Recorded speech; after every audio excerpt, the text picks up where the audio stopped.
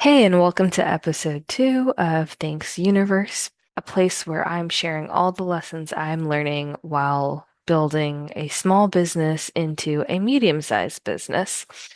So, here are 6 lessons that I've learned this week. The first one is when you see a challenge, confront it. And what I mean by this is there was a difficult conversation that I needed to have, and I was nervous about how the person would take it. Now, this was within my own team. It was an employee, and I needed to point out some things that weren't matching my expectations. And in the past, when I've brought up, just feedback, they've been very nervous about it, probably because of the past bosses that they've had and like they're used to being punished. But this was kind of, a big deal. And I was like, okay, how do I bring this up in a way that they won't freak out because we need to fix this situation because there's some misaligned expectations. So when I brought it up, I came with curiosity and I was like, explain to me why this is not working, why these expectations are not met, and why this bottleneck is still here. And it turns out they had a true, like, straight up limiting belief that they would never be able to be independent in their role because, right? And once I got that answer, it was so enlightening to me because it's like, okay, so there's a limiting belief, and these are the evidence points that support it. Let's work on these evidence points to reverse them so that you can become independent of your role and you know that that's expected of you within a certain period of time. And how can we properly train you so that it is? That brings me to my second lesson learned, which is ongoing training.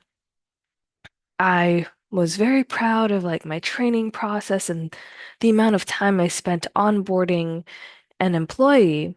And what I learned was that it doesn't matter how awesome your onboarding process is.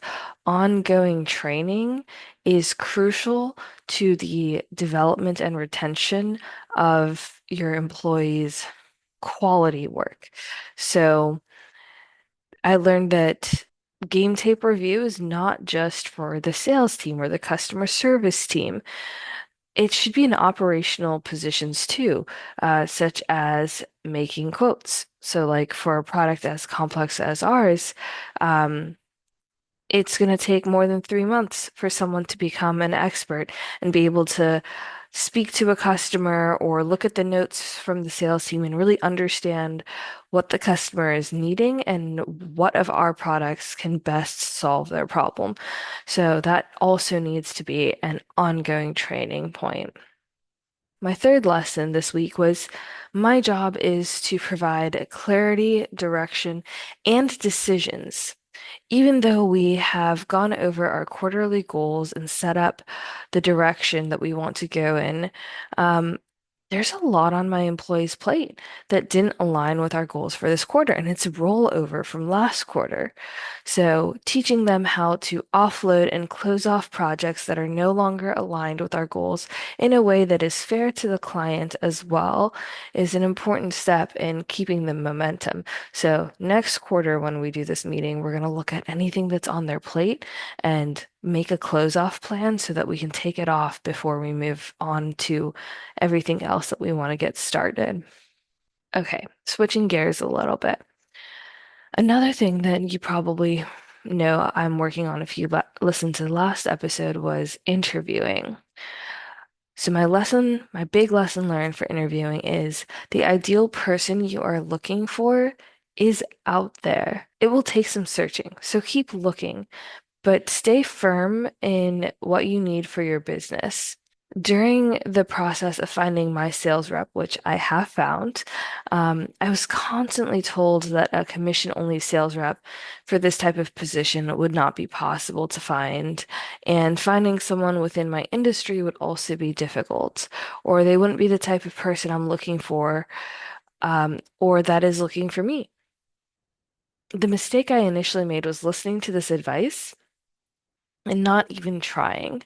But thanks to my board of advisors pushing me, I was able to say what I needed for the role, and we were able to find multiple commission-only sales reps, and some even with the potential to grow to more within the company.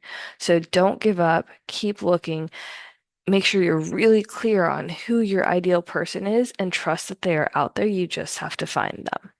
Now, that doesn't mean don't look at the market constraints, of course, but in the process of searching for your ideal person, the market will inform you what it will bear, and you can make adjustments to the things that are not non-negotiables.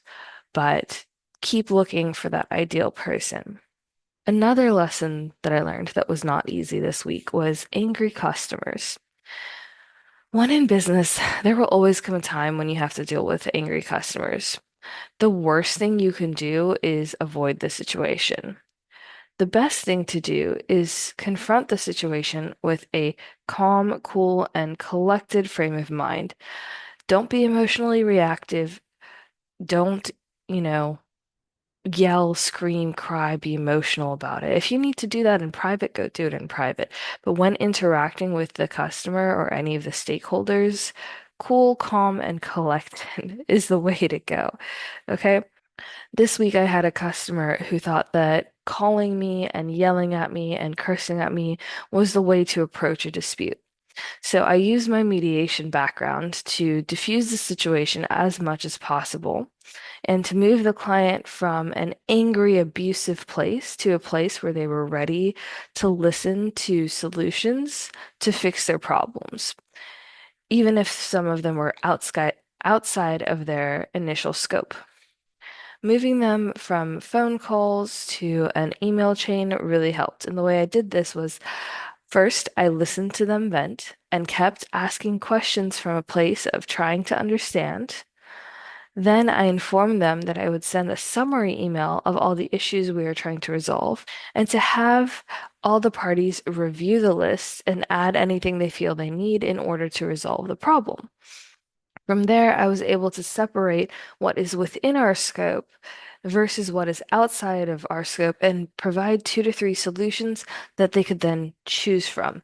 Giving them that choice and feeling of autonomy is also really important. It also allows you to understand what their needs are and how to serve them best. And finally, I wouldn't say this is my biggest lesson of the week, but it is something that is going to make an impact on how I structure my days for the upcoming week. Speed is king and focused work. How a maker and manager schedule can kind of approach this challenge. Okay. So I finally understand the impatience with which my dad and husband move in their businesses. I love having a team and I have made normal a comfortable pace. Lead by example, they say, right? So this week I spent 20 hours pushing us forward on a software change that has been on the company's to-do list for 8 weeks. I did this over my weekend, okay? That would be about 50% of the work week for one employee if they were to spend focused work hours on this task. But in the 6 weeks that it's been on the calendar, no one found time to spend 50% of one week focused on this one task. This highlights a larger problem as well as the impact of the lack of focus time within my team, right? So how does that balance with speed is king? Because this is focused work, right? Sales is quite a reactive position within the company where speed is king. It's crucial to respond to clients in a timely manner, whereas company projects that drive us forward require focused attention and uninterrupted time blocks, such as lead generation, engineering, admin operations, SOPs, transitioning a software. So my takeaway from this for this week and my attempt as to how I'm going to kind of solve this is to teach my team about a maker versus manager schedule and also have each of them kind of build their own schedule around the tasks. So my sales rep is going to have more speed is king related schedule, more of a maker schedule.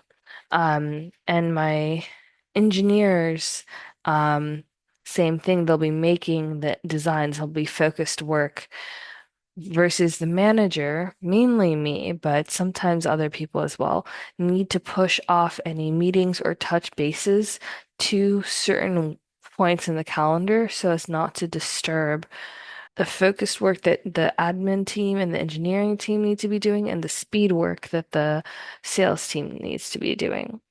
So, those were my lessons learned for this week. And I will also say the time audit that I have been doing has led to an interesting discovery for me in how I manage my time. So, I guess bonus number 7 is definitely keep track of how you're spending your time, whether you do that through a calendar, which is what most gurus say. I actually learned that a calendar doesn't really help me. It doesn't really work for me. It's good for me to conceptually get my blocks of times in, but when it comes to actually like scheduling out my work and my things to do, it for some reason doesn't connect with me. But Excel sheets do. So I have been putting my time blocks in my Excel sheet next to the items that I need to get done and a duration tab for actually timing myself and then putting it next to that. And that makes it really easy to move things throughout the day if emergencies come up. And it keeps track. I can, change a cell to green when it's done and yellow when I'm working on it, or red if I'm stuck or I miss it. And I can also schedule things and push things around in the week. And so that's really been helping me, which is outside of anything that I've seen any other guru teach. It follows the same principles, but it's just something that works for me better than Google Calendar, which is surprising because I used to love Google Calendar and I thought that that was the way to make it work. But just sharing what's been working for me. And I hope that that helps you in some way as you're growing your small business. And I look forward to seeing you next week.